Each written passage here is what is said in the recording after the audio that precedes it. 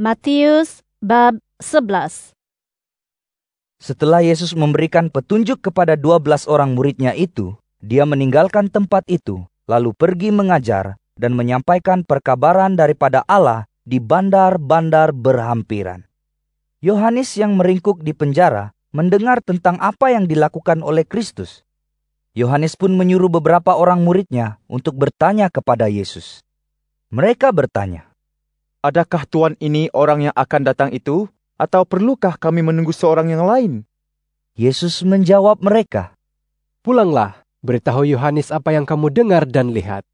Orang buta melihat, orang lumpuh berjalan, orang kusta ditahirkan, orang tuli mendengar, orang mati dihidupkan semula, dan perkabaran baik disampaikan kepada orang miskin. Diberkatilah orang yang tidak berpaling daripada aku." Ketika murid-murid Yohanes beredar dari situ, Yesus mula berkata kepada orang ramai tentang Yohanes. "Apabila kamu mendapatkan Yohanes di gurun, apakah yang ingin kamu lihat? Sehelai rumput mensiang yang ditiup angin?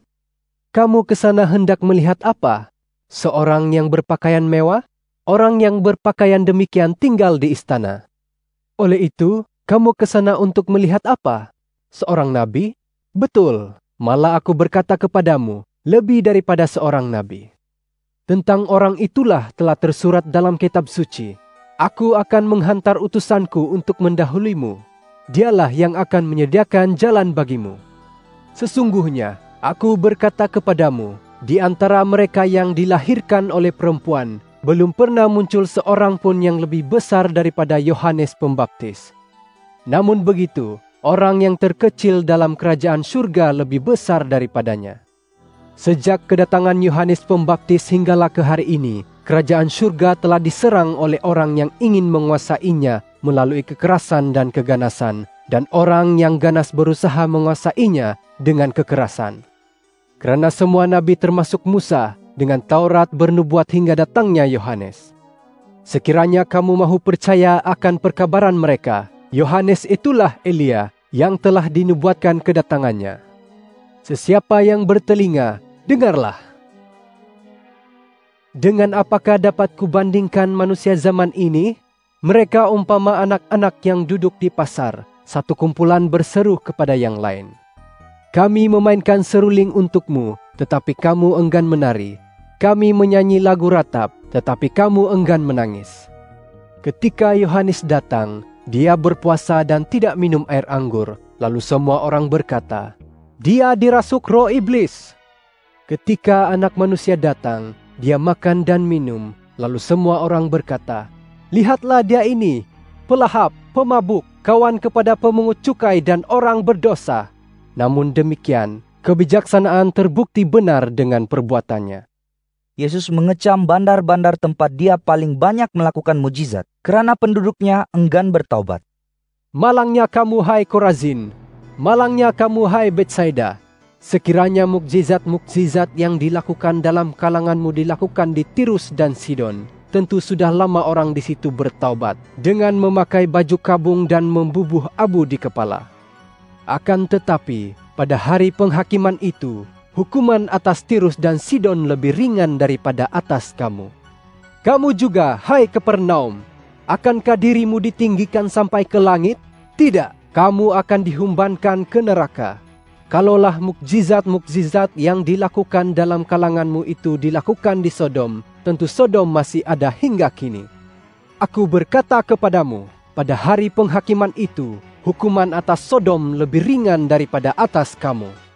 Selepas itu, Yesus berucap, "Ya Bapa, Tuhan langit dan bumi, aku bersyukur kepadamu, kerana apa yang kau rahsiakan daripada cerdik pandai, kau tunjukkan kepada kanak-kanak kecil.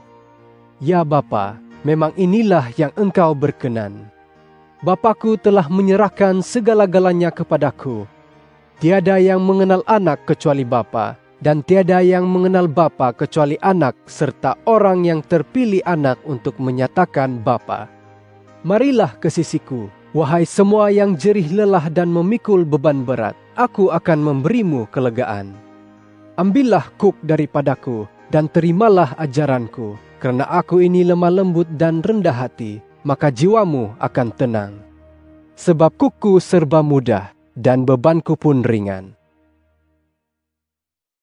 Matius bab 12. Pada suatu hari Sabat, Yesus berjalan melalui ladang gandum. Para muridnya lapar lalu memetik bulir gandum dan memakannya. Apabila orang Farisi melihat perkara ini, mereka berkata kepada Yesus, Lihatlah, muridmu melakukan sesuatu yang dilarang pada hari Sabat. Yesus menjawab, Tidakkah kamu membaca apa yang dilakukan oleh Daud apabila dia dan mereka yang ada bersamanya berasa lapar? Daud masuk ke dalam rumah Allah, lalu dia dan mereka yang ada bersamanya makan roti persembahan, meskipun perbuatan itu dilarang kerana hanya imam dibenarkan makan roti itu. Tidakkah kamu baca dalam Taurat Musa, betapa setiap hari Sabat, imam di bait suci melanggar hukum hari Sabat? Namun demikian, mereka tidak disalahkan. Aku berkata kepadamu, di sini ada yang lebih besar daripada bait suci. Ada tersurat, aku menghendaki belas kasihan, bukan korban sembelihan. Jika kamu benar-benar memahami ayat itu, tentulah tidak kamu salahkan orang yang tidak bersalah. Kerana anak manusia ialah Tuhan atas hari Sabat. Yesus beredar dari situ, lalu masuk ke sebuah saumaah mereka. Di situ ada seorang yang lumpuh sebelah tangannya. Beberapa orang coba mencari alasan untuk menuduh Yesus. Mereka bertanya kepadanya, Tidakkah menyembuhkan orang pada hari Sabat melanggar hukum? Yesus menjawab, Apakah yang akan kamu lakukan jika seorang daripadamu mempunyai seekor domba dan pada hari Sabat domba itu terjatuh ke dalam lubang? Tentulah kamu berusaha untuk menariknya keluar. Betapa lebih berharganya manusia daripada domba.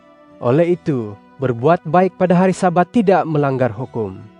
Setelah itu, Yesus berkata kepada orang yang lumpuh sebelah tangannya itu, Hulurkanlah tanganmu. Orang itu pun menghulurkan tangannya yang lumpuh, lalu tangan itu terus sembuh, sama seperti yang sebelahnya. Ketika itu, orang Farisi beredar dari situ, lalu berpakat hendak membunuh Yesus. Apabila Yesus mengetahui pakatan itu, dia pun meninggalkan tempat itu. Ramai orang mengikutnya, dan ramai yang disembuhkannya daripada pelbagai penyakit. Dia melarang keras mereka mengatakan, siapa dia? Dengan demikian, terjadilah firman Allah melalui Nabi Yesaya.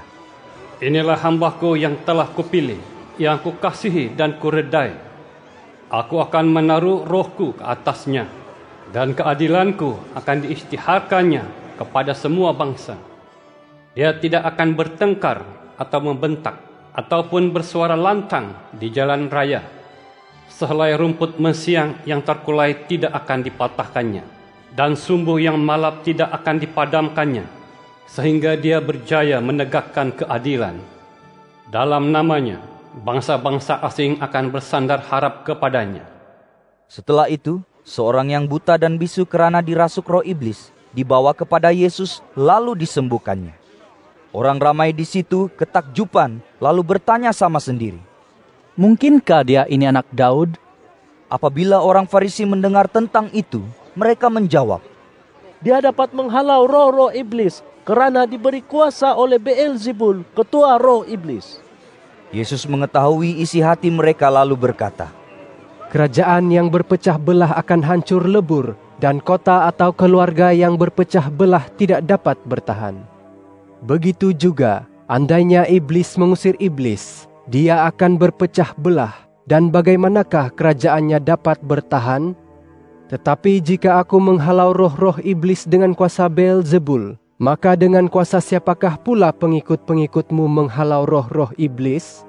Oleh itu, merekalah yang akan menjadi hakimmu. Tetapi, jika aku menghalau roh-roh iblis dengan roh Allah, maka sesungguhnya kerajaan Allah sudah bertapak dalam kalanganmu.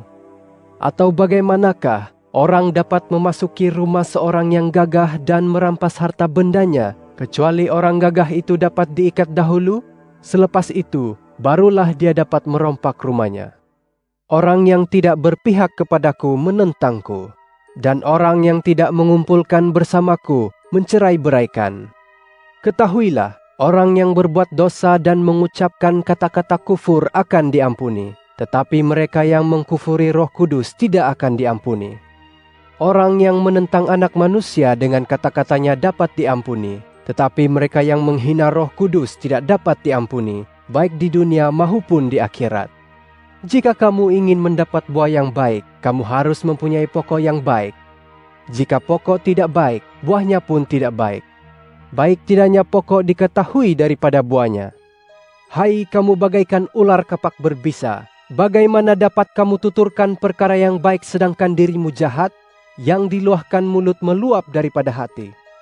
Orang yang baik membuahkan hal-hal baik daripada khazanah simpanannya karena hatinya penuh kebaikan. Orang yang jahat membuahkan hal-hal jahat kerana hatinya penuh kejahatan. Aku berkata kepadamu, pada hari penghakiman, setiap orang harus mempertanggungjawabkan setiap katanya yang tidak sewajarnya dituturkan.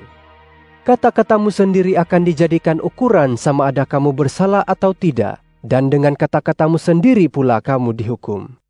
Selepas itu, beberapa orang ahli Taurat dan orang Farisi berkata kepada Yesus, Guru, kami ingin melihat suatu tanda mukjizat daripadamu. Tetapi Yesus menjawab, Manusia zaman yang durjana dan tidak setia ini ingin melihat tanda mukjizat. Tetapi satu tanda pun tidak akan ditunjukkan kepadanya, kecuali tanda Nabi Yunus. Sebagaimana Yunus tinggal 3 hari 3 malam di dalam perut ikan besar, begitu jugalah anak manusia akan tinggal 3 hari 3 malam di dalam perut bumi. Pada hari penghakiman, orang Niniwe akan bangkit bersama orang zaman ini dan menuduhnya pula kerana orang Niniwe itu bertaubat apabila mendengar perkabaran Yunus. Dan sekarang di sini ada yang lebih besar daripada Yunus. Pada hari penghakiman, Ratu Sheba dari selatan akan bangkit bersama orang zaman ini dan menuduhnya pula kerana dia telah datang dari hujung bumi untuk mendengar hikmah Raja Salomo. Dan sekarang di sini ada yang lebih besar daripada Raja Salomo. Apabila roh jahat keluar daripada seseorang, roh itu akan menjelajahi kawasan yang tandus untuk mencari tempat berehat. Sekiranya tempat itu tidak ditemukannya, roh itu akan berkata, Aku akan pulang ke rumah yang telah kutinggalkan. Roh itu pun pulang dan mendapati rumah itu kosong, bersih dan kemas. Roh itu lalu pergi memanggil 7 roh lain yang lebih durjana daripadanya. Semuanya memasuki tubuh orang itu dan menetap di situ. Akhirnya keadaan orang itu lebih teruk daripada dahulu. Inilah yang akan terjadi kepada manusia durjana zaman ini. Sedang Yesus berbicara dengan orang ramai, ibu dan saudara-saudaranya datang berdiri di luar karena hendak bercakap dengan Yesus. Seorang daripada orang ramai itu memberitahu Yesus, Ibu dan saudara-saudaramu ada di luar dan hendak bercakap denganmu. Tetapi Yesus menjawab, Siapakah ibuku?